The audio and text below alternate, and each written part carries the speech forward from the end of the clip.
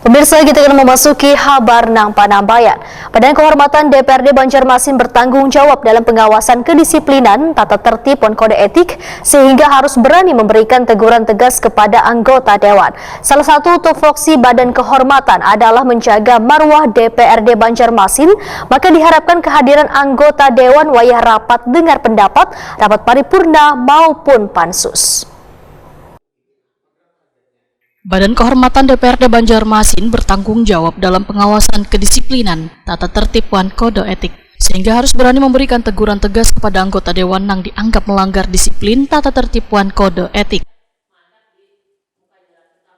Ketua Badan Kehormatan DPRD Banjarmasin Muhammad Isnaini, Wetakoni Prima TV, jelang tengah hari Senin 22 Januari 2024 memadahkan salah satu tupoksi Badan Kehormatan adalah menjaga marwah DPRD Banjarmasin, sehingga diharapkan kehadiran anggota dewan wayah rapat maupun rapat dengar pendapat, rapat paripurna maupun pansus, karena memiliki tanggung jawab dan kewajiban untuk melaksanakan sabarataan kegiatan yang dilakukan lembaga DPRD Banjarmasin.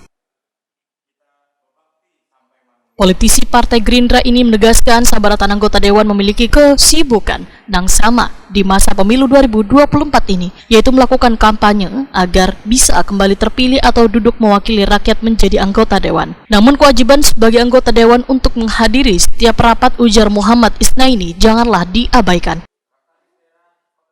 Kalau yang lain bisa hadir, saya kira kan tidak ada alasan bahwa mereka sibuk kampanye, karena kawan-kawan yang hadir sendiri sebetulnya mereka juga artinya melaksanakan yang namanya kegiatan untuk mencari suara atau untuk bisa terpilih kembali. Tapi mereka artinya komitmen atau mungkin sadar, dan ini adalah satu kewajiban, dan saya kira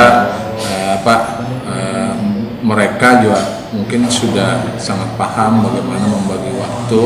Ada kegiatan-kegiatan yang mungkin kita alokasikan untuk kampanye dan segala. Tetapi ada kegiatan ketika dewan itu mempunyai kegiatan, saya kira ini wajib dihadiri, dan itu punya konsekuensi kepada kawan-kawan sendiri bahwa artinya dipantau oleh masyarakat, mungkin media, yang notabene juga ini kan sebagai sebuah hal yang nantinya juga menjadi acuan dari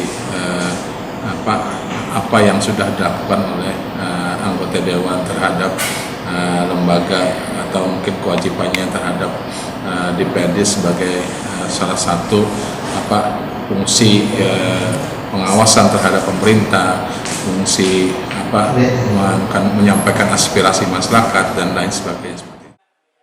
Muhammad Isnaini menyatakan bila ada anggota dewan yang kada berhadir dalam rapat apapun yang diselenggarakan di DPRD Banjarmasin, maka nantinya akan disampaikan pada fraksi yang bersangkutan untuk ditindaklanjuti.